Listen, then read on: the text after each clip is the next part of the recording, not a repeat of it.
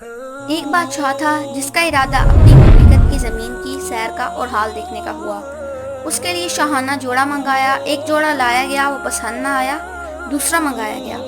غرض بار بار کے بعد نہایت پسندیدہ جوڑا پہن کر سواری منگائی گئی، ایک عمدہ گھوڑا لایا گیا، پسند نہ آیا، اس کو واپس کر کے دوسرا تیسرا منگایا۔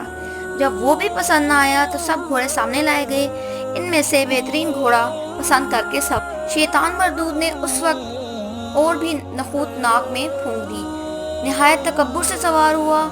حشم و خدم فوج پیادہ ساتھ چلے، مگر بڑائی اور تکبر سے بادشاہ ان کی طرف دیکھنا بھی گوارا نہ کرتا تھا۔ راستے میں چلتے چلتے ایک شخص نہایت خستہ حال پرانے کپڑوں میں ملا، اس نے سلام کیا، بادشاہ نے التفات بھی نہ کیا۔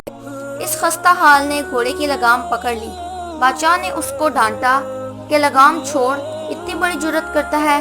اس نے کہا مجھے تجھ سے ایک کام ہے۔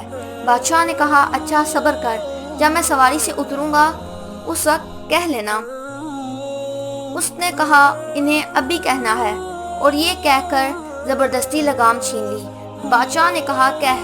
اس نے کہا بہت راز کی بات ہے، کان میں کہنی ہے۔ بادشاہ نے کان اس کے قریب کر دیا۔ اس نے کہا میں ملک الموت ہوں، تیری جان لینا ہے۔ یہ سن کر بادشاہ کا چہرہ فک ہو گیا اور زبان لڑکھڑا گئی، پھر کہنے لگا کہ اچھا مجھے اتنی مہلت دے دے کہ میں گھر جا کر کچھ اپنے سامان کا نظم کر دوں، گھر والوں سے مل لوں۔ فرشتے نے کہا کہ بالکل مہلت نہیں ہے، اب تو اپنے گھر کو اور سامان کو کبھی نہیں دیکھ سکے گا۔ یہ کہہ کر اس کی روح قبض کر لی، وہ گھوڑے پر سے لکڑی کی طرح نیچے گر گیا۔ اس کے بعد وہ فرشتہ ملک الموت ایک نیک مسلمان کے پاس گیا کہ وہ نیک بندہ بھی کہیں سفر میں جا رہا تھا۔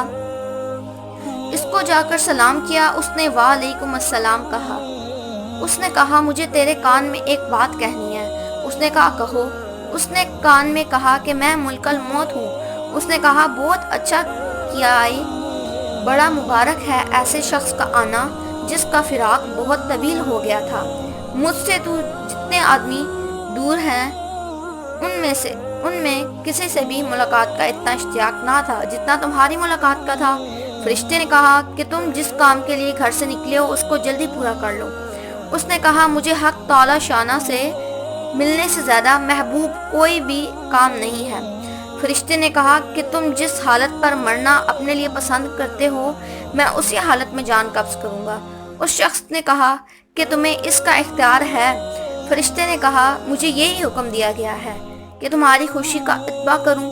اس شخص نے کہا کہ اچھا تو مجھے وضو کر کے نماز پڑھنے دو، اور جب میں سجدہ میں جاؤں تو میری روح قبض کر لینا۔